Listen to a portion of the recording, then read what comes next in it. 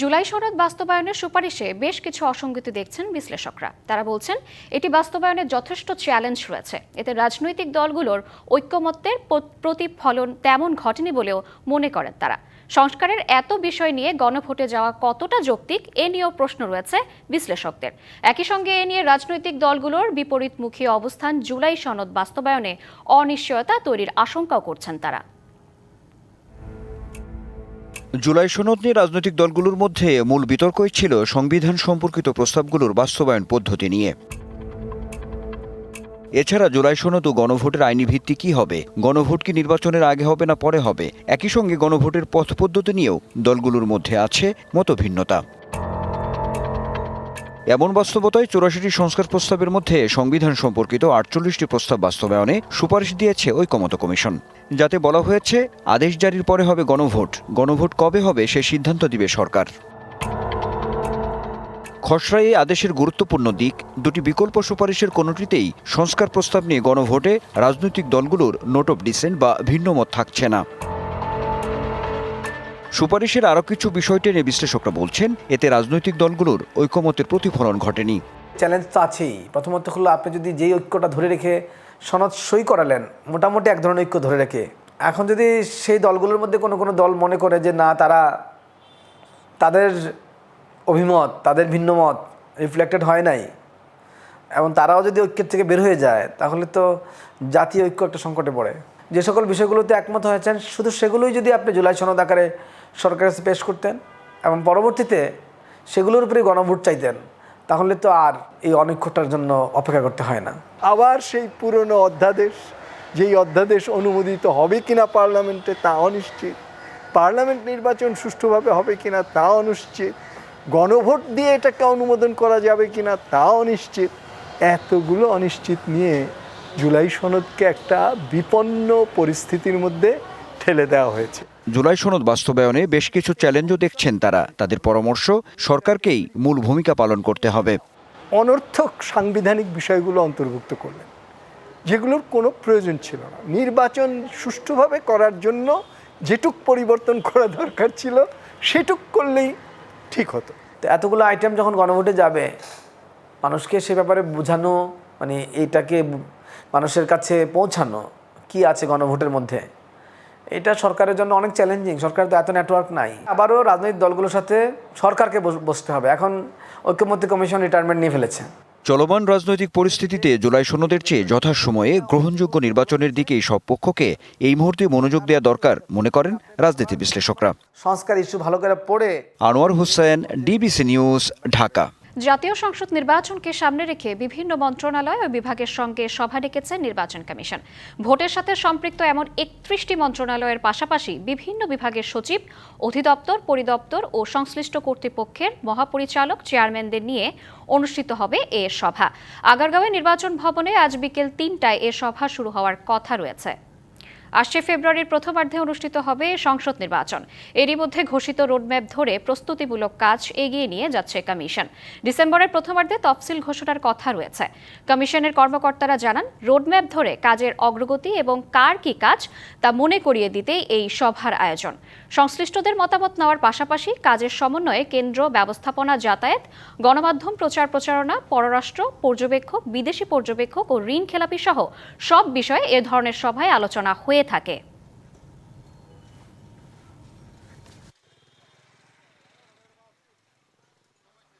জাতীয় সংসদ নির্বাচন পর্যবেক্ষণে নিবন্ধন দিতে ইসির তালিকায় নাম উঠছে যশোরের ২ বিতর্কিত প্রতিষ্ঠানের নাম, যার একটির বিরুদ্ধে আর্থিক দুর্নীতির অনুসন্ধান করছে দুদক।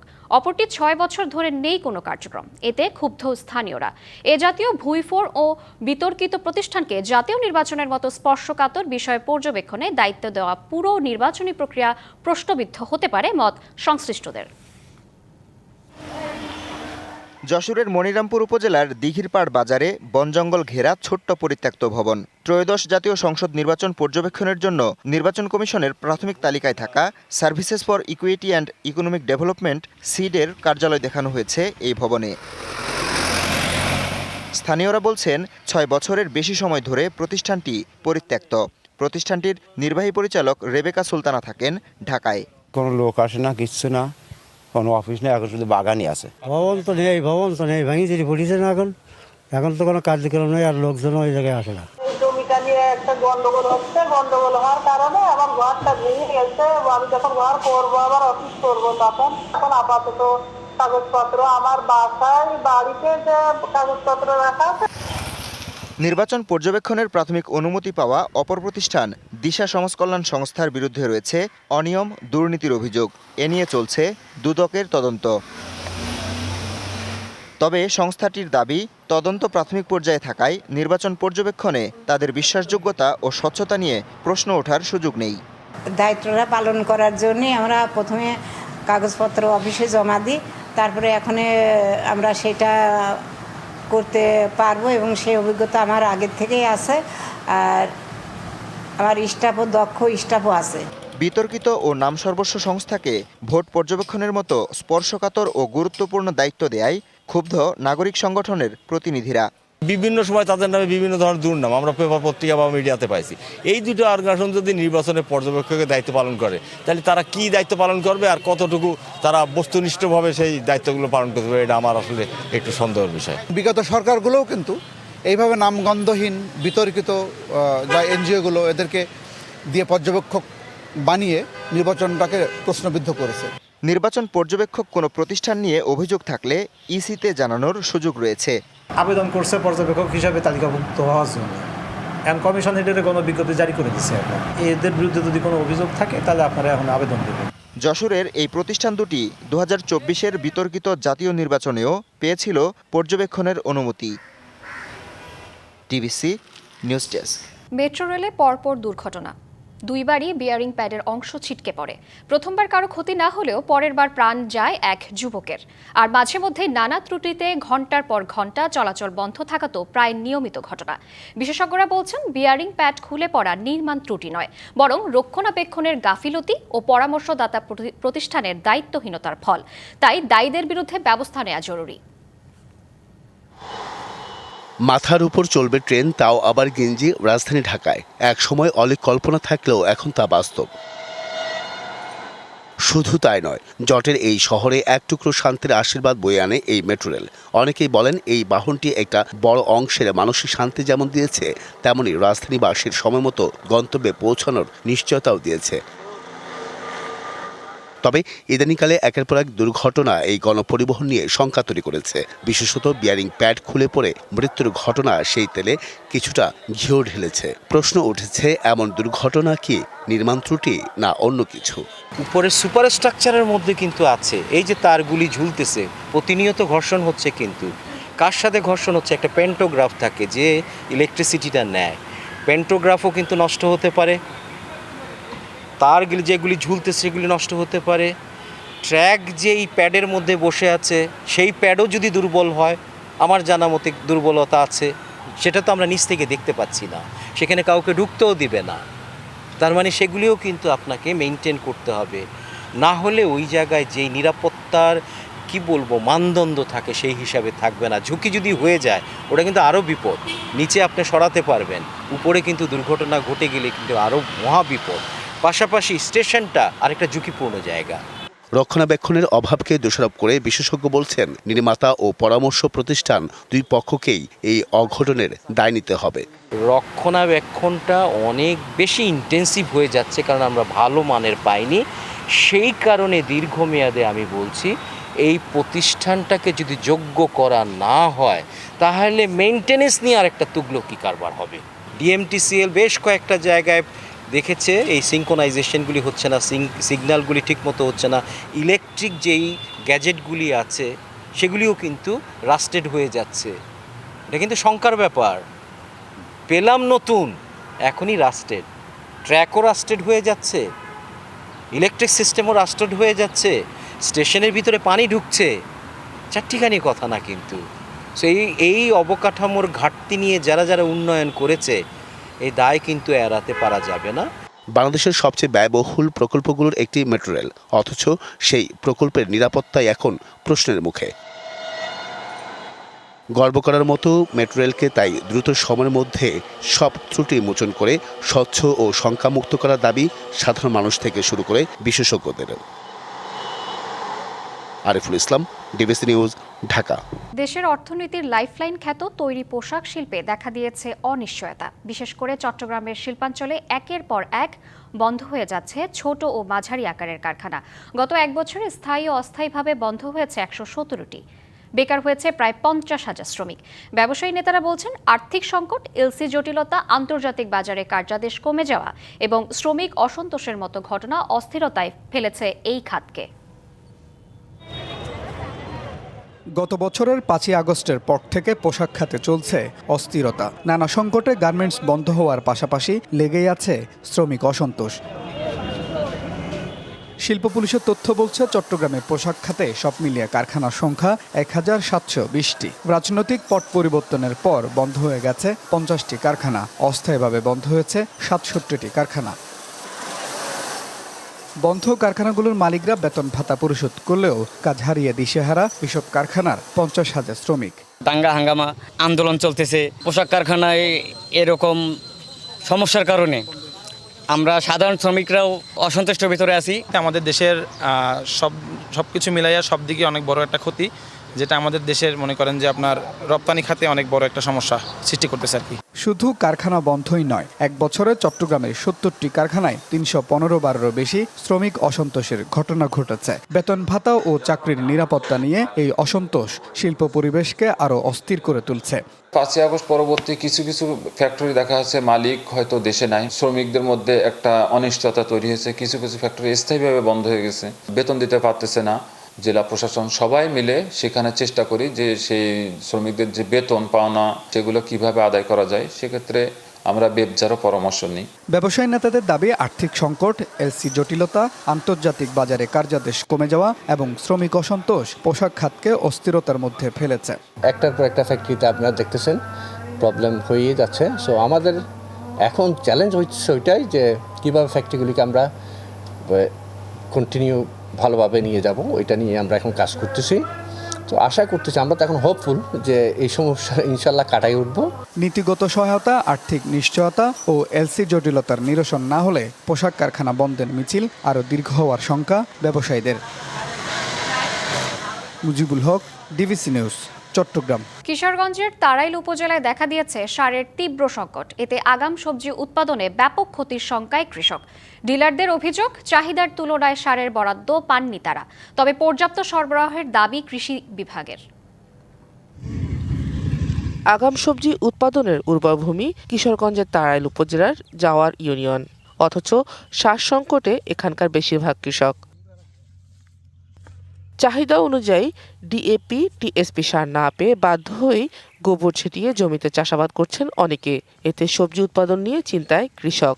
ডিএপি, টিএসপি দুটোটাই সংকট, আর এমওপি ইউরিয়া সার আছে, এটা আমার হন লাগবে, এটা কিছুদিন পরে লাগবে। সার ছাড়া তো জমিন করা যাইতো না, এক সপ্তাহ পরে সার আইলে মনে হয় গৃহস্থী খেতেই করা যাবে না। ডিলারদের কাছে গিয়ে না পেয়ে খোলা বাজার থেকে ৩০০ থেকে ৪০০ টাকা বেশিতে সার কিনছেন কেউ কেউ। এভাবে সার যদি দেয় তা আমরা সিজনে অনেক করব, মানে ক্ষতিগ্রস্তের মধ্যে পড়বো। ডিলারের কাছে আমরা একটা বস্তা লইলে মাত্র সার একটা বস্তা লইলে লাগে ১,০৫০ টাকা, আর হ্যাঁ তো লইলে লাগে ১৫০০। ১০০ জন সিরিয়াল ধরার পরে ৫০ জন ৫০টা বস্তা পায়, কেউ পায় না, তখন আমাদের তো মাথা নষ্ট। চাহিদার তুলনায় বরাদ্দ না পাওয়ায় সারের এই সংকট বলছেন বিএডিসির ডিলাররা। তবে পর্যাপ্ত মজুদ আছে বলে জানিয়েছে কৃষি সম্প্রসারণ অধিদপ্তর। চাহিদা হয়েছে প্রায় ১,০০০, কিন্তু আমি পাইছি ১৮৭ বস্তা আর ৮১ বস্তা টিএসপি। এই বরাদ্দ দেওয়া চাহিদা সম্ভব করা সম্ভব না। আগামী বুড়ো মৌসুমের বুড়ো ধানের চাষি তারা আগাম সার কিনে মজুত করার একটা চিন্তা ভাবনা করছেন। এই জন্য তাদের কাছে মনে হচ্ছে সারের সংকট। আসলে কিশোরগঞ্জ জেলায় সারের কোনো সংকট নেই। পরপর ৩ দিন কর্মস্থলে গিয়ে পাওয়া যায়নি বিএডিসির যুগ্ম পরিচালককে। পরে মোবাইল ফোনে জানান, সার সংকটের বিষয়টি জানানো হয়েছে মন্ত্রণালয়ে। টিএসপি সারের ইয়ালটা বরাদ্দটা কম, এটা মন্ত্রণালয় আমরা ডিসি মহোদয়কে বলছি। এটা আমরা সব এই সারের যাতে কোনো সমস্যা নয়, বিভিন্নভাবে আমরা বিভিন্ন দিকেই আমরা এটার ব্যবস্থা নিচ্ছি। সরকার চাহিদা অনুযায়ী দ্রুত সার বরাদ্দ দেবে এমন প্রত্যাশা কৃষকের। DBC news desk. ময়মনসিংহে পপুলার লাইফ ইন্স্যুরেন্সের বিভিন্ন মেয়াদে টাকা জমিয়ে তুলতে পারছেন না গ্রাহক। তিলে তিলে জমানো সঞ্চয় ফেরত না পেয়ে অনেকে দিশেহারা। গ্রাহকের চাপে পিষ্ট স্থানীয় কর্মীরাও। বন্ধ স্থানীয় কর্তা ব্যক্তির ফোন নম্বর, সাড়া মেলেনি হটলাইনেও। ময়মনসিংহের গৌরীপুর উপজেলার খালেদা পারভিন 2006 থেকে 2017 সাল পর্যন্ত পপুলার লাইফ ইন্স্যুরেন্সের স্থানীয় মাঠ কর্মী হয়ে বিভিন্ন প্রকল্পে বীমা করান প্রায় 250 গ্রাহককে। 12 বছর মেয়াদী এসব বিমার মেয়াদ 2017 সালে পূর্ণ হয়। এরপর কেটে গেছে আরও 8টি বছর, অথচ এখনো জমানো টাকা ফেরত দেয়নি প্রতিষ্ঠানটি। স্থানীয়দের টাকার দায় মাথায় নিয়ে খালেদা মাসে কয়েকবার প্রতিষ্ঠানটির ময়মনসিংহের অফিসে এসেও পাচ্ছেন না টাকা। এখানে কাজ করতেছি 2006 সাল থেকে। যখন 17 সালে কিছু শেষ হয়েছে ডিপিএস, তখন দেখলাম এখানে মানে কথার কাজে ঠিক নেই। সবাই তো আমার দিকে টাকা দিছে। আমার সর্বস্ব দিয়ে হইলেও আমি চেষ্টা করবো যে আমি টাকা দিছি, আমি উদ্ধার করবো। শুধু খালেদা পারভিন নয়, স্থানীয় মাঠ কর্মী হিসেবে দীর্ঘ এক যুগে 3.5 শতাধিক গ্রাহককে বিভিন্ন মেয়াদের প্রকল্পে বীমা করিয়েছেন হালুয়াঘাটের আব্দুল মতিন। মেয়াদ পূর্তির পর গ্রাহকের টাকা তুলতে গেলে শিকার হয়েছেন কর্মকর্তাদের খারাপ ব্যবহার ও গালিগালাজের। আবু বকর সিদ্দিক নামে একজন লোক ছিল, এই লোকে আমার সাথে এমন অশ্লীল ব্যবহার করছে, আমার জাত তুললিয়া এমনভাবে গালিগালাজ ফারছে যে ময়মনসিং আইলে তোর লাশটাও খুঁজ পাইতে না। জেলার বিভিন্ন উপজেলার কয়েকশো গ্রাহক তিল তিল করে জমানো সঞ্চয় ফেরত না পেয়ে পাগল প্রায়। বীমা করতে যায় তারা যে আশ্বাস দিয়েছিল, এই আশ্বাস কিন্তু আসলে রাখছে না। গরিব মানুষ অনেক কষ্ট করে টাকা পয়সা জমা দিছে, এখন টাকাটা পাইতেছি না। এ বিষয়ে জানতে প্রতিষ্ঠানটির ময়মনসিংহ কার্যালয়ে গিয়ে পাওয়া যায়নি কোনো কর্মকর্তাকে। ওয়েবসাইটে নেই স্থানীয় কর্তা ব্যক্তির নাম্বার, সারা মেলেনি হটলাইনেও। জিনিস নিয়ে আসলে আমাদের এটা রিসিভ করার দায়িত্ব। আমরা আবার এই জিনিসটা আবার হেড অফিসে আবার এটা প্রেরণ করা আমাদের দায়িত্ব। গ্রাহকের নাম এবং পলিসি নাম্বার এবং কোথায় করছে, কার কাছে করছে, যদি যোগাযোগ করার পর ওনারা সমাধান না পায় তাহলে দয়া করে আমাকে একটা ফোন দিলে আমি তখন আপনার সাথে এই বিষয়ে কথা বলবো। এসব প্রতারণা বন্ধ না হলে বিশ্বাস হারাবে মানুষ, ভেঙে পড়বে সঞ্চয়ের সংস্কৃতি। ইমরান হাসান রাব্বি, ডিবিসি নিউজ, ময়মনসিংহ। সংযুক্ত আরব আমিরাতের দুবাই ব্যবসার অন্যতম হাব। বাংলাদেশিদেরও উচিত এই সুযোগ কাজে লাগানো। ভারত ও পাকিস্তানিরা যেমন বড়ভাবে বিনিয়োগ করছে, তেমনি বাংলাদেশিরাও ক্রমশ এগিয়ে আসছে। তবে এই ধারা আরও বাড়ানোর উপর তাগিদ দিচ্ছেন প্রবাসী ব্যবসায়ীরা। মধ্যপ্রাচ্যের দেশ সংযুক্ত আরব আমিরাত বাংলাদেশের সঙ্গে দেশটির সম্পর্ক সেই স্বাধীনতা পরবর্তী সময় থেকেই। তারই ধারাবাহিকতায় কম বেশি 12 লাখের মতো বাংলাদেশির বসবাস দেশটিতে। এই প্রবাসীদের একটা বড় অংশ সাম্প্রতিক সময়ে ব্যবসা বাণিজ্যে নিজেদের অবস্থান করছে পোক্ত। কর্মসংস্থানের ব্যবস্থা করছেন বাংলাদেশিদেরও। এবার সেই যাত্রায় নাম লেখালেন বোরহান উদ্দিন। উদ্বোধন হলো তার আবাসন প্রতিষ্ঠান ফেমাস রিয়েল এস্টেট। এতে কর্মসংস্থানের ব্যবস্থা হচ্ছে অন্তত 100 প্রবাসীর। দিরহাম আপনার থেকে ইনকাম হতে হবে, এটা কি স্যালারিড হোক আর এটা হোক আপনার বিজনেসে হোক, এই অ্যামাউন্ট যদি আপনার থেকে ইনকাম যদি আসে বা আপনি যদি দেখতে এটা সেভিং হবে, তাহলে আপনি এখানে ইনভেস্ট করে আপনি প্রপার্টি নিতে পারবেন। 2010 সালে সংযুক্ত আরব আমিরাতে পাড়ি দেন চট্টগ্রামের রাঙ্গুনিয়ার বোরহান। চাকরির সুবাদে বিদেশে পাড়ি দিলেও 3 বছর আগে নিজের স্বপ্ন পূরণে শুরু করেন আবাসন ব্যবসা। সাফল্যের পালকে যুক্ত হওয়া প্রতিষ্ঠানটির উদ্বোধনীতে উপস্থিত ছিলেন ব্যবসায়ী, কমিউনিটি নেতাসহ অনেকে। আমরা সবসময় চাই আমাদের বাংলাদেশে আমরা কিছু করি। আমি বাংলাদেশে অনেক ইনভেস্ট করেছি। আমাদের দেশে রিয়েল এস্টেট বা অ্যাপার্টমেন্ট কিনা বা জমি কিনা এটা অনেকটা লাক্সারি পর্যায়ে পড়ে। বিনিয়োগের মানুষ ভালো প্রফিট করতেছে এই রিয়েল এস্টেটের মাধ্যমে। বাংলাদেশের লোক এখানে ইনভেস্ট করুক এবং ভবিষ্যৎ সফলতা করুক। বাংলাদেশি ব্যবসায়ীরা দুবাই ও আজমানে বড় বড় প্রজেক্টে বিনিয়োগ করছেন। বাংলাদেশ সরকার আমিরাত সরকারের সঙ্গে সম্পর্ক আরও জোরদার করলে রেমিটেন্স আরও বাড়বে বলেও মনে করেন তারা। দুবাইয়ের মতো স্থিতিশীল অর্থনীতির দেশে প্রবাসী বাংলাদেশিদের বিনিয়োগ দেশের অর্থনীতিকেও শক্তিশালী করবে বলে মনে করেন অতিথিরা। DBC news desk. মঙ্গলবারের পর আবারও গাজায় বিমান হামলা চালিয়েছে ইসরায়েলি বাহিনী। হামলায় প্রাণ গেছে 2 ফিলিস্তিনির। স্থানীয় সময় বুধবার সন্ধ্যায় গাজার উত্তরাঞ্চলের বেইত লাহিয়ায় এই হামলা চালানো হয় বলে জানিয়েছে আল শিফা হাসপাতাল কর্তৃপক্ষ। ইসরায়েলি সেনাবাহিনীর দাবি একটি অস্ত্র ভান্ডার লক্ষ্য করে হামলা চালানো হয়। এর আগে মঙ্গলবার রাফা এলাকায় এক ইসরায়েলি সেনা নিহতর পর প্রধানমন্ত্রী বেনিয়ামিন নেতানিয়াহু গাজায় প্রতিশোধমূলক শক্তিশালী হামলার নির্দেশ দেন। ওই হামলায় অন্তত 104 জন ফিলিস্তিনি নিহত হন, যাদের অধিকাংশই নারী ও শিশু। জাতিসংঘ মহাসচিব ওই হামলার তীব্র নিন্দা জানিয়েছেন। তবে যুক্তরাষ্ট্রের প্রেসিডেন্ট ডোনাল্ড ট্রাম্প বলেছেন, যুদ্ধবিরতি এখনো ঝুঁকির মুখে নয়। অন্যদিকে মধ্যস্থতাকারী দেশ কাতার জানিয়েছে, সহিংসতায় হতাশ হলেও তারা যুদ্ধবিরতির পরবর্তী ধাপ হামাসের নিরস্ত্রীকরণ নিয়ে আলোচনা চালিয়ে যাচ্ছে। জামাইকা, হাইতি, কিউবার পর এবার শক্তিশালী ঘূর্ণিঝড় মেলিসা তাণ্ডব চালাচ্ছে বাহামাতে। এর আগে জামাইকা ও হাইতি মেলিসার প্রভাবে নিহত হয়েছেন অন্তত 30 জন। হারিকেনটি বর্তমানে বাহামা অতিক্রম করছে। এতে প্রবল বৃষ্টিপাত ও ঝড়ো হাওয়ায় অনেক এলাকা প্লাবিত হয়েছে। হাইতিতে নদীর পানি বেড়ে 10 শিশুসহ অন্তত 23 জনের মৃত্যু হয়েছে। জামাইকাতে এখন পর্যন্ত 4 জনের মরদেহ উদ্ধার করা হয়েছে। এর আগে ঝড়ের প্রভাব শুরু হতেই প্রাণ হারিয়েছিলেন 3 জন। জামাইকার প্রধানমন্ত্রী অ্যান্ড্রু হোলনেস ক্ষতিগ্রস্ত অঞ্চল পরিদর্শন করেছেন। তিনি একে অতীতের যে কোনো দুর্যোগের চেয়েও ভয়াবহ বলে মন্তব্য করেছেন। মার্কিন পররাষ্ট্র দপ্তর ক্ষতিগ্রস্ত দেশগুলোতে সহায়তা পাঠানোর ঘোষণা দিয়েছেন। কিউবাতে এখনও অন্তত 7,35,000 মানুষ আশ্রয় কেন্দ্রে রয়েছেন। পাবনায় মসজিদ মাদ্রাসায় দেয়ার নামে ইছামতি নদীর মাটি হরি লুটে মেতেছে প্রভাবশালীরা। প্রকাশ্যে এমন কর্মকাণ্ডের প্রতিবাদে একাধিকবার সংবাদ সম্মেলন ও মানববন্ধনের পরও থামেনি চক্রটি। প্রশাসনের নীরবতায় ক্ষুব্ধ স্থানীয়রা, তবে ব্যবস্থা নেওয়ার আশ্বাস পানি উন্নয়ন বোর্ডের।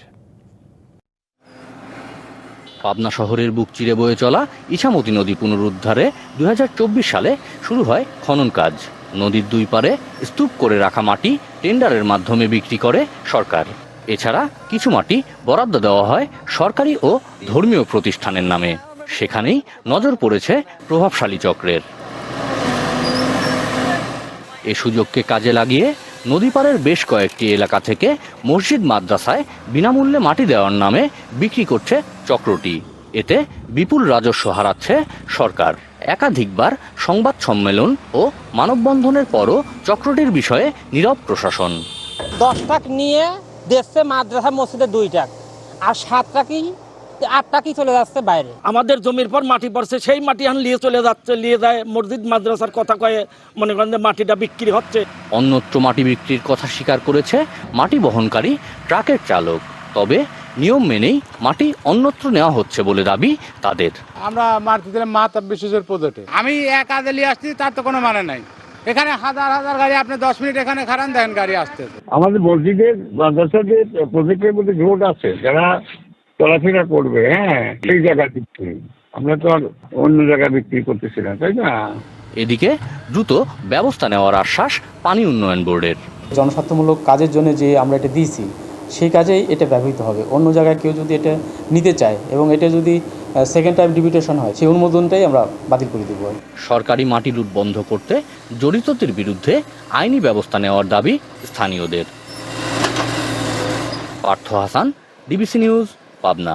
এক যুগেরও বেশি সময় পর অনুষ্ঠিত হতে যাচ্ছে চট্টগ্রামের ব্যবসায়ীদের শতবর্ষী সংগঠন Chittagong chamber of commerce and ইন্ডাস্ট্রির নির্বাচন।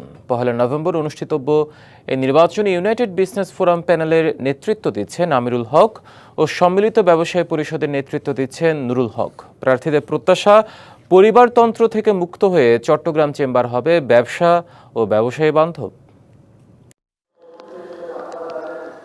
1906 সালে প্রতিষ্ঠিত চট্টগ্রাম চেম্বারের সর্বশেষ ভোট হয়েছিল 2013 সালে। সভাপতি নির্বাচিত হন মাহবুবুল আলম। অভিযোগ আছে সাবেক সাংসদ লতিফ ও মাহবুব চেম্বারকে পারিবারিক সংগঠন বানিয়ে নিয়ন্ত্রণ নেন ওয়ার্ল্ড ট্রেড সেন্টারের। মাহবুব 10 বছর ধরে চেম্বারের সভাপতি পদ আগলে রেখে একলাফে হয়ে যান এফবিসিসিআই সভাপতি। যাওয়ার আগে নিজের মেয়েকে চেম্বারের ভাইস প্রেসিডেন্ট আর লতিফের ছেলেকে সভাপতি করে যান। পরিবারতন্ত্রের কবলে পড়ে চেম্বার দেশের অর্থনীতিতে অবদান রাখতে পারেনি অভিযোগ ব্যবসায়ীদের। ভবিষ্যতে যেন জবাবদিহিমূলক চেম্বার প্রতিষ্ঠা করাই আমাদের মূল প্রত্যয়। চট্টগ্রাম ব্যবসায়ীদের যে ঐতিহ্যবাহী প্রতিষ্ঠান এই চট্টগ্রাম চেম্বারকে নিয়ে যারা চক্রান্ত করেছিল, যারা এটাকে ব্যক্তির সাথে ব্যবহার করতে চেয়েছিল, তারা চেম্বার থেকে পদত্যাগ করতে বাধ্য হয়েছিল। চট্টগ্রাম চেম্বারের মোট ভোটার ৬,৭৮০ জন। এর মধ্যে সাধারণ সদস্য ক্যাটাগরিতে ৪,০০১ ও সহযোগী সদস্য ক্যাটাগরিতে ২,৭৬৪ জন। ব্যবসায়ীদের ভোটে ১২ জন সাধারণ শ্রেণী, ৬ জন সহযোগী শ্রেণী, ৩ জন টাউন অ্যাসোসিয়েশন ও ট্রেড গ্রুপ শ্রেণী থেকে পরিচালক নির্বাচিত হবেন। পরিচালকদের ভোটে নির্বাচিত হবেন সভাপতি ও 2 সহসভাপতি।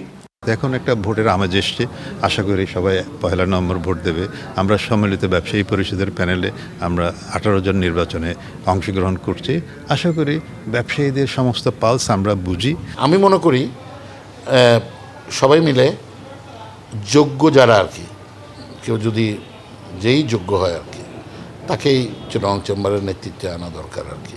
চট্টগ্রাম চেম্বারের মতো মেট্রোপলিটন চেম্বার ও উইমেন চেম্বারও নির্বাচন ছাড়া সিলেকশনের মাধ্যমে সভাপতি ও পরিচালক নির্বাচিত করার অভিযোগ রয়েছে। মাসুদুল হক, ডিবিসি নিউজ, চট্টগ্রাম। কিশোরগঞ্জের তাড়াইল উপজেলায় দেখা দিয়েছে সারের তীব্র সংকট। এতে আগাম সবজি উৎপাদনে ব্যাপক ক্ষতির শঙ্কায় কৃষক। ডিলারদের অভিযোগ, চাহিদার তুলনায় সারের বরাদ্দ পাননি তারা। তবে পর্যাপ্ত সরবরাহের দাবি কৃষি বিভাগের। দর্শক, বিষয়ে আরো জানাতে আমাদের সাথে যুক্ত হচ্ছেন সহকর্মী রাকিবুল হাসান রুকেল। রাকিবুল, আপনার প্রতিবেদনে যেমনটি দেখছিলাম, ডিলাররা বলছেন সারের সংকট, আর কৃষি অধিদপ্তর বলছে সংকট নেই, পর্যাপ্ত মজুত আছে, এবং কৃষকরা বাধ্য হয়ে রাসায়নিক সারের পরিবর্তে জৈব সার ব্যবহার করছে। আসলে এর সমাধান কোথায়? সরষের ভিতর ভূত আসলে কোথায়? হিমাদ্রি রাহা, আপনি যেটা বলছিলেন যে আসলে ডিলাররা বলছেন যে পর্যাপ্ত, ডিলাররা কিন্তু আমার সাথে কথা বলেছেন, তারা আমাকে জানিয়েছেন তাদের চাহিদার তুলনায় পর্যাপ্ত বরাদ্দ কিন্তু তারা পাননি। কিন্তু কৃষি বিভাগের দিক থেকে আমাকে জানিয়েছে যে জেলায় পর্যাপ্ত সারের মজুত রয়েছে এবং চাহিদা অনুযায়ী বরাদ্দ দেওয়া হয়েছে। কিন্তু কৃষি বিভাগের দাবি হচ্ছে যে, কৃষি বিভাগ বলছে যে আসলে কৃষকরা আগাম সারটা কিনে আসলে মজুত করার যে চিন্তা ভাবনা নিয়েছে, এই কারণে আসলে তাদের কাছে সংকট মনে হচ্ছে। কিন্তু কৃষি বিভাগের দাবি সংকট নেই। আসলে আমরা সরজমিনেও কথা বলেছি, বিভিন্ন কৃষকের সাথে কথা বলেছি।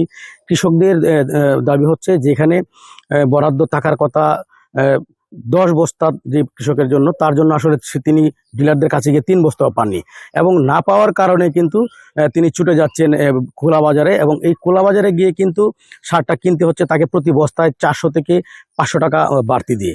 আসলে মূলত স্থানীয়রা আমাকে জানিয়েছেন যে এখানে খোলা বাজারের যে ব্যবসায়ীরা এবং সার যে ডিলাররা রয়েছেন, তারা আসলে এটাকে কৌশলেই কৃত্রিমভাবে একটা সারের সংকট তৈরি করছেন, যেন আসলে তারা দামটা বেশি নিতে পারেন এবং কৃষকের কাছ থেকে তারা টাকাটা বেশি নিতে পারেন। এদিক থেকে কিন্তু কৃষকরা আসলে মোটামুটি ভোগান্তিতে রয়েছেন। কৃষি বিভাগের দাবির সাথে আসলে কৃষকদের কথা কিন্তু আমরা সরজমিনে মিল পাইনি। হিমাদ্রি রাহা। রাকিবুল, আপনাকে ধন্যবাদ আমাদের সাথে যুক্ত হওয়ার জন্য। চট্টগ্রামে যুবদল কর্মী সাজ্জাদ হত্যা মামলায় আরও 2 জনকে গ্রেপ্তার করেছে পুলিশ। এ নিয়ে মোট 10 জন গ্রেপ্তার হলো।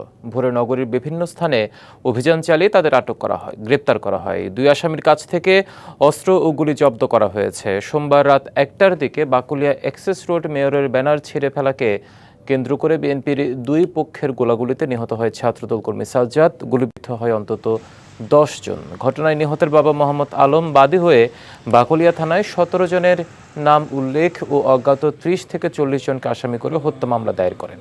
তবে মামলার প্রধান আসামি তাঁতি লীগের সাবেক নেতা বুরহান ও সোহেলকে এখনও গ্রেপ্তার করতে পারেনি পুলিশ। কক্সবাজারের টেকনাফে ক্যাম্প প্রশাসনের অনুমতি ছাড়া বাইরে আসা যাওয়ার সময় শিশু ও নারীসহ 107 রোহিঙ্গাকে হেফাজতে নেওয়া হয়েছে। বুধবার মধ্যরাতে এক সংবাদ বিজ্ঞপ্তিতে তথ্য জানান বিজিবির টেকনাফ 2 ব্যাটালিয়নের অধিনায়ক লেফটেন্যান্ট কর্নেল আশিকুর রহমান। পরে তাদের নিজেদের ক্যাম্পে হস্তান্তর করা হয়েছে। হেফাজতে নেওয়াদের মধ্যে 61 জন পুরুষ, 28 জন নারী ও 18 জন শিশু।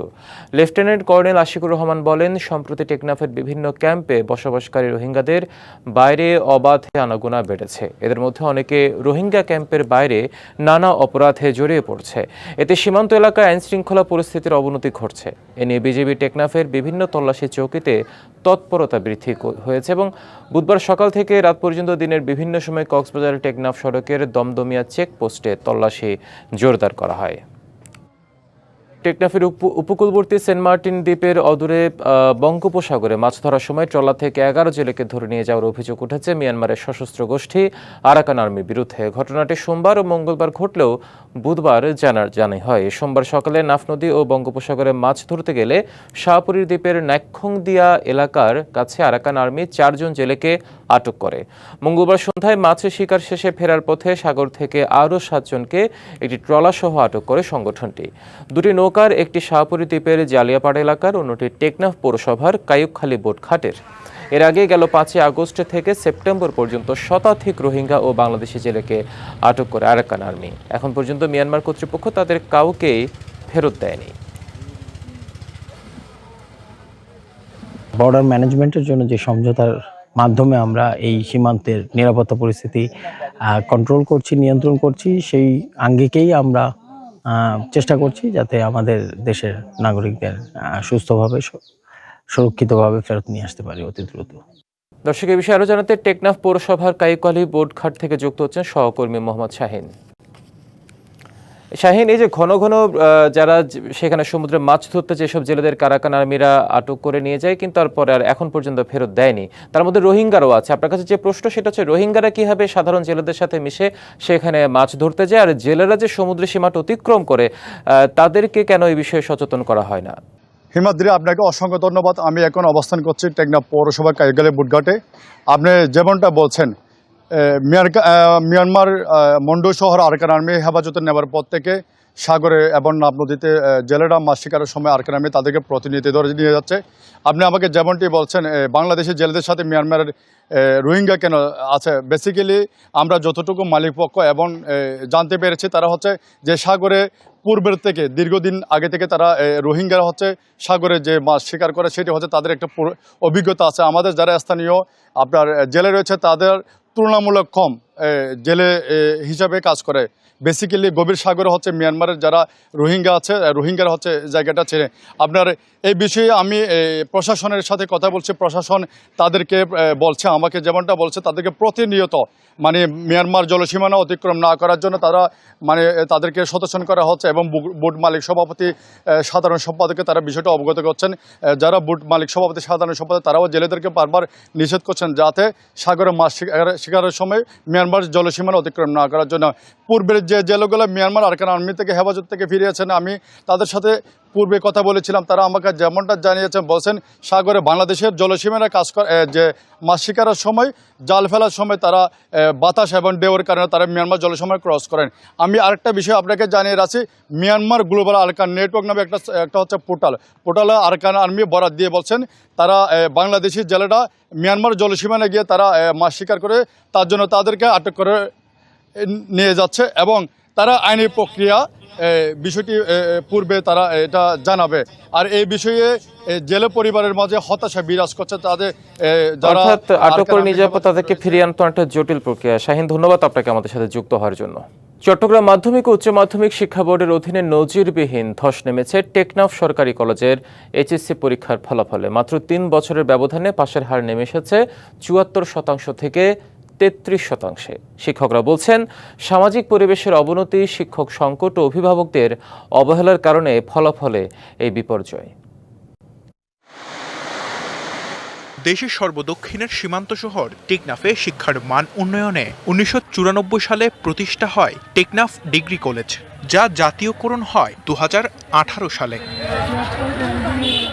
ভৌগোলিক ও সামাজিক প্রতিবন্ধকতায় পিছিয়ে থাকা উপজেলার অন্যতম শিক্ষা প্রতিষ্ঠান ছিল এটি। কিন্তু 3 বছরের ব্যবধানে এইচএসসির ফলাফলে নেমেছে ভয়াবহ ধস।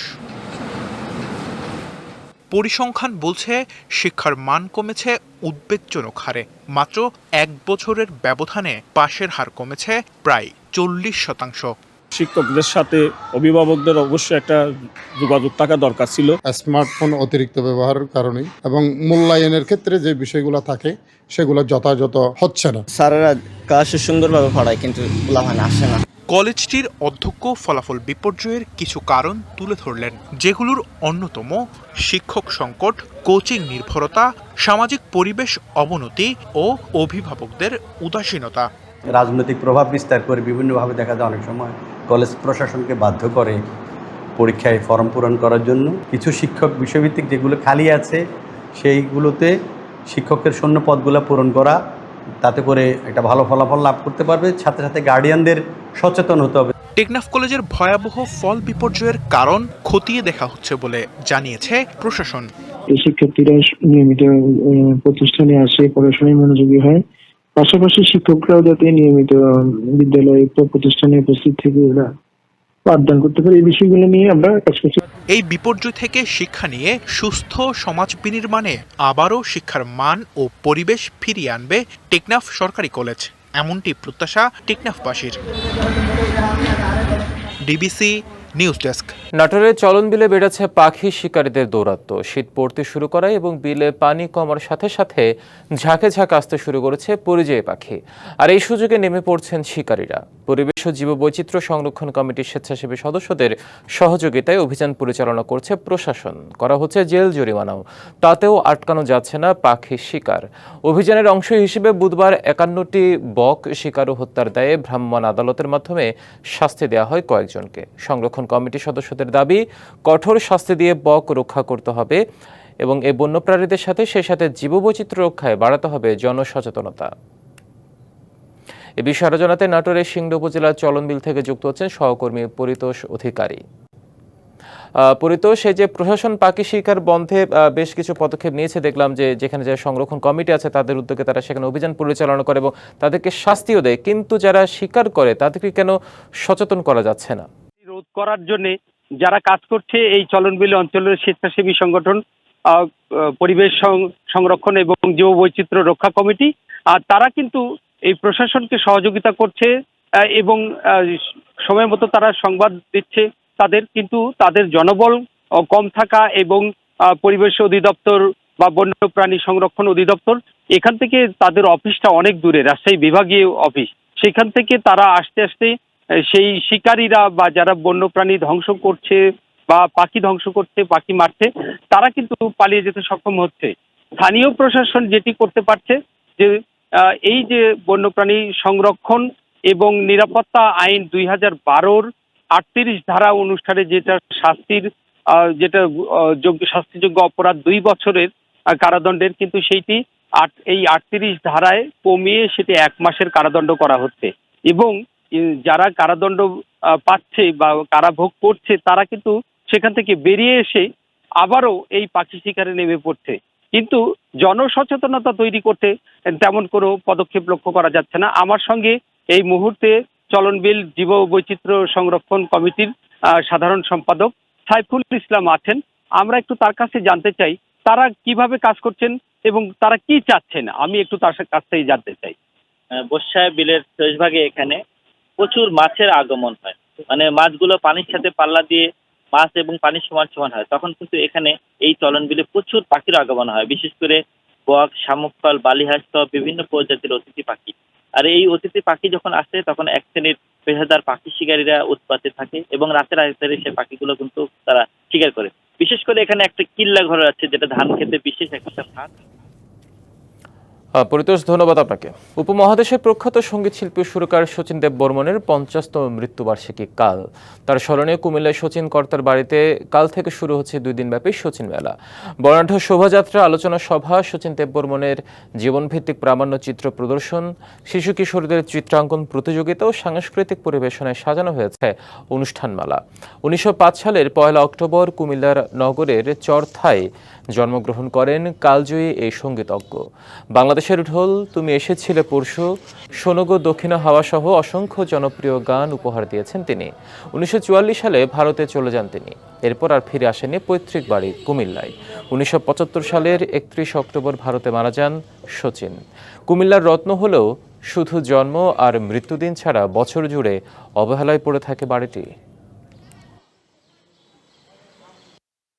জুলাই জাতীয় সনদ বাস্তবায়ন ও নভেম্বরে গণভোট সহ 5 দাবিতে আজ নির্বাচন কমিশনের স্মারকলিপি দেবে জামায়াত ইসলামী সহ 8টি ইসলামী দল। একই সাথে গণভোটের তারিখ ঘোষণার দাবিও জানিয়েছে দলগুলো। তাদের ভাষ্য, গণভোটের তারিখ দিতে দেরি হলে জাতীয় নির্বাচনও পিছিয়ে যাবে। বুধবার জাতীয় প্রেস ক্লাবে ঐক্যবদ্ধ কমিশনের জুলাই সনদ বাস্তবায়নের সুপারিশ নিয়ে প্রতিক্রিয়া জানাতে সংবাদ সম্মেলন করে জামায়াত সহ 8টি দল। এ সময় ইসলামী আন্দোলনে মহাসচিব অভিযোগ করেন, গণপ্রতিনিধিত্ব আদেশের কিছু বিষয়ে পরিবর্তনের চেষ্টা করছে একটি দল। এই অপচেষ্টা রুখে দেওয়া হবে।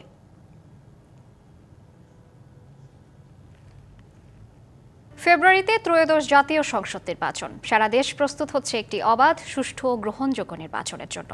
কি ভাবছেন সাধারণ মানুষ থেকে শুরু করে আগামীর জনপ্রতিনিধিরা? সে কথা জানাতে ডিবিসি নিউজের ইলেকশন এক্সপ্রেস ছুটে যাচ্ছে সব সংসদীয় আসনে।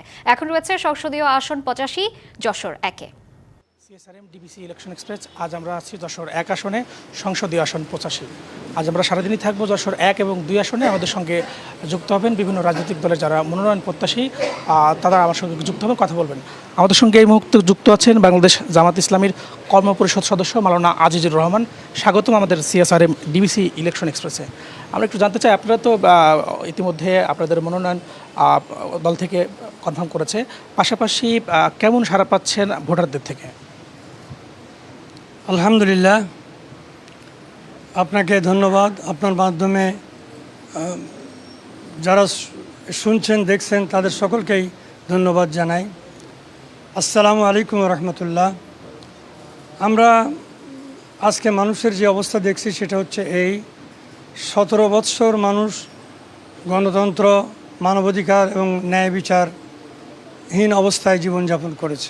এরপর আমাদের দেশের তরুণ ছেলেরা তাদের জীবনের বিনিময়ে স্বাধীনতা এনে দিয়েছে। এই অবস্থায় মানুষের অনেক প্রত্যাশা। মানুষ চায় হিংসা হানাহানি মুক্ত একটি পরিবেশ, মানুষ চায় চাঁদাবাজি মুক্ত জীবন, মানুষ চায় হত্যা রাহাজানি মুক্ত নিরাপদ জীবন, মানুষ চায় ঘুষ দুর্নীতিমুক্ত একটি সমাজ, মানুষ চায় মাদকতা থেকে মুক্তি। কিন্তু খুব দুর্ভাগ্যজনক, এগুলো আমাদের ভিতরে এখন দেখা যাচ্ছে না। আমাদের রাজনৈতিক নেতা কর্মীদের প্রশিক্ষণের অভাবে বা নৈতিক মানের অভাবে আজকে দেখা যাচ্ছে এখনও ঘুষ দুর্নীতি চলছে এবং চাঁদাবাজি চলছে দুঃখজনকভাবে, প্রকাশ্যে অপ্রকাশ্যে দখলদারিত্বও চলছে, হত্যা রাহাজানি চলতেছে। সামান্য ভ্যানওয়ালারাও নিহত হচ্ছে আমাদের এই উপজেলায়। তো আজকে মানুষ যেটা চায় সেটা হচ্ছে যে টেকসই যোগাযোগ ব্যবস্থা এবং সিন্ডিকেট মুক্ত ব্যবসার পরিবেশ, নিরাপদ রাস্তা এবং বেকারত্ব থেকে অবসান। কিন্তু আমাদের এখানে দুঃখজনকভাবে তার খুবই অভাব। আমাদের এখানে সিন্ডিকেট মুক্ত এখনও হয়নি, ব্যবসা হয়নি, অফিসও হয়নি, কোনো লেনদেন এখানে সিন্ডিকেট মুক্ত এখনও হয়নি। আর নিরাপদ রাস্তা তো নয়ই। এছাড়া আমাদের দেশের দুঃখজনক যে দিক সেটা হচ্ছে নারীরা তাদের উপযুক্ত সম্মান, উপযুক্ত অধিকার এবং নিরাপত্তার অভাবে ভোগেন। এটা তারা চায় একটা নিরাপদ এবং সম্মানজনক অবস্থান। আমাদের দেশের শিক্ষা খুবই পিছায়, পৃথিবীর মধ্যে সবচেয়ে পিছায় আমাদের দেশের শিক্ষা। এখানে শিক্ষাকে যদি নৈতিক মূল্যবোধ সম্পন্ন শিক্ষা দেওয়া হতো এবং কারিগরি উপযুক্ত কারিগরি শিক্ষা দেওয়া হতো, তাহলে আমাদের দেশের লক্ষ লক্ষ বেকার যুবক বা তরুণদেরকে সার্টিফিকেট নিয়ে পথে পথে ঘুরতে হতো না চাকরির জন্য। এটা খুবই দুঃখজনক। মানুষ এর থেকে মুক্তি চায়। এরপর হচ্ছে চিকিৎসা ক্ষেত্রে মানুষ কি চায়? মানুষ চায় হাসপাতালে গেলে যেন চিকিৎসা পায়, ঔষধ পায়। কিন্তু আমাদের এখানে একটি হাসপাতাল আছে, তার 3 ভাগের 1 ভাগ যে ডাক্তার বরাদ্দ, তার 3 ভাগের 1 ভাগ ডাক্তার সেখানে আছে। এইভাবে কর্মচারী, নার্স এবং 4র্থ শ্রেণীর কর্মচারীও সেখানে খুবই অপ্রতুল। তাছাড়া আমাদের বেনাপোল বন্দর দুর্নীতিতে একেবারে ভরা হয়ে গেছে। সেখানে ব্যবসায়ীরা সুষ্ঠুভাবে ব্যবসা করতে পারে না এবং সুষ্ঠুভাবে এপার ওপরে মাল লেনদেন হয় না। আমরা যদি এখানে এটা সুষ্ঠুভাবে মানুষ ব্যবসা করার সুযোগ পায়, তাহলে বেনাপোল বন্দর দেশের জন্য, এটা যেহেতু বাংলাদেশের বৃহত্তম স্থল বন্দর, এখান থেকে দেশের মানুষ, দেশের অর্থনীতি অনেক বেশি উপকৃত হতো, কিন্তু দুঃখজনকভাবে তা হচ্ছে না। আমাদের এই বেনাপোল বন্দরটাকে যদি আমরা সুস্থভাবে চালাতে পারি, যদি ঘুষবিহীন দুর্নীতিমুক্তভাবে চালাতে পারি, তাহলে এটা যেমন সারসার উন্নয়নের সোপান হবে, তেমনি দেশের উন্নয়নের সোপান হবে। ধন্যবাদ আপনাকে আমাদের সময় শেষ হওয়ার জন্য, আমাদের সঙ্গে যুক্ত হওয়ার জন্য আপনাকে ধন্যবাদ। আজ আমরা আবার পরবর্তীতে 12টায় থাকবো অন্য কোনো প্রার্থীর সঙ্গে। ততক্ষণ CSRM ডিবিসি ইলেকশন এক্সপ্রেসের সঙ্গে থাকুন। Sylhet chamber of commerce and industry নির্বাচনকে ঘিরে সংবাদ সম্মেলন করেছে সম্মিলিত ব্যবসায়ী পরিষদ। গেল রাতে সিলেটের একটি হোটেলে আয়োজিত সংবাদ সম্মেলনে বক্তব্য রাখেন চেম্বার নির্বাচনের সভাপতি প্রার্থী ফালা উদ্দিন আলী আহমদ। তিনি বলেন, চেম্বার অকার্যকর থাকায় সিলেটের অর্থনীতির চাকা বন্ধ হয়ে আছে। যত দ্রুত নির্বাচন অনুষ্ঠিত হবে তত এ অঞ্চলের অর্থনীতি গতি পাবে। বাণিজ্য মন্ত্রণালয়ে গত 26 অক্টোবর এক চিঠিতে নির্বাচন স্থগিতের নির্দেশ দেয়। তালিকা যাচাই বাছাইয়ের বিষয়টি উল্লেখ করে পুনর্তফসিলের পর নতুন তারিখ নির্ধারণের কথা বলা হয়েছিল। পরে হাইকোর্টে দায়ের করা এক রিট আবেদনের পরিপ্রেক্ষিতে বুধবার আদালত নির্বাচন অনুষ্ঠানে কোনো বাধা নেই বলে নির্দেশ দিয়েছে। নির্বাচনে দুটি প্যানেল, সিলেট সম্মিলিত ব্যবসায়ী পরিষদ ও সিলেট ব্যবসায়ী ফোরাম থেকে মোট 42 জন প্রার্থী প্রতিদ্বন্দ্বিতা করছেন। 6 বছর পর দক্ষিণ কোরিয়ার বুসানে বৈঠকে বসেছেন মার্কিন প্রেসিডেন্ট ডোনাল্ড ট্রাম্প ও চীনের প্রেসিডেন্ট শি জিনপিং। ট্রাম্প জানিয়েছেন বৈঠক নিয়ে তিনি আশাবাদী, আর শি জানিয়েছেন যুক্তরাষ্ট্র চীনের জাতীয় অবস্থান ভিন্ন হওয়ায় সব বিষয়ে মতভেদ থাকা স্বাভাবিক। তারপর দুই দেশের সম্পর্ক নতুন উচ্চতায় পৌঁছাবে বলেও আশাবাদী তিনি। উভয় দেশের আলোচকরা জানিয়েছেন বৈঠকের আগে কাঠামোগত চুক্তি নিয়ে প্রাথমিক সমঝোতা রয়েছে। বাণিজ্য যুদ্ধ, প্রযুক্তি রপ্তানি ও বিরল খনিজ উপকরণ নিয়ে দুই দেশের মধ্যে দীর্ঘদিন ধরে টানাপোড়েন চলছে। বেইজিং নতুন করে বিরল খনিজ রপ্তানিতে সীমাবদ্ধতা আরোপের পর ওয়াশিংটন চীনা পণ্যের উপর শতভাগ শুল্ক বসানোর হুমকি দেয়।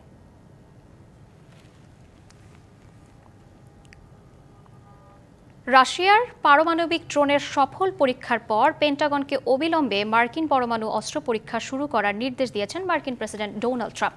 সামাজিক যোগাযোগ মাধ্যম ট্রুথ সোশ্যালে এক পোস্টে কথা জানান তিনি জানান, যুক্তরাষ্ট্রের কাছে অন্য যে কোনো দেশের চেয়ে বেশি পারমাণবিক অস্ত্র রয়েছে। তার প্রথম মেয়াদে এসব অস্ত্রের আধুনিকায়ন সম্পন্ন হয়েছে বলেও জানান তিনি। পোস্টে ট্রাম্প লিখেন, অন্য দেশগুলোর পরীক্ষামূলক কর্মসূচির কারণে তিনি প্রতিরক্ষা দপ্তরকে সমানভাবে পরমাণু অস্ত্র পরীক্ষা শুরু করার নির্দেশ দেন। তিনি আরও বলেন, পরমাণু অস্ত্রের ধ্বংসাত্মক শক্তি তাকে ভীত করে তোলে, তবে জাতীয় নিরাপত্তার স্বার্থে তার কোনো বিকল্প ছিল না। রাশিয়া দ্বিতীয় স্থানে এবং চীন অনেক পিছিয়ে থাকলেও 5 বছরের মধ্যে সমান অবস্থানে পৌঁছাতে পারে বলেও উল্লেখ করেন ট্রাম্প। দক্ষিণ কোরিয়ায় চীনের প্রেসিডেন্ট শি জিনপিং এর সঙ্গে বৈঠকের আগেই এই বার্তা দেন।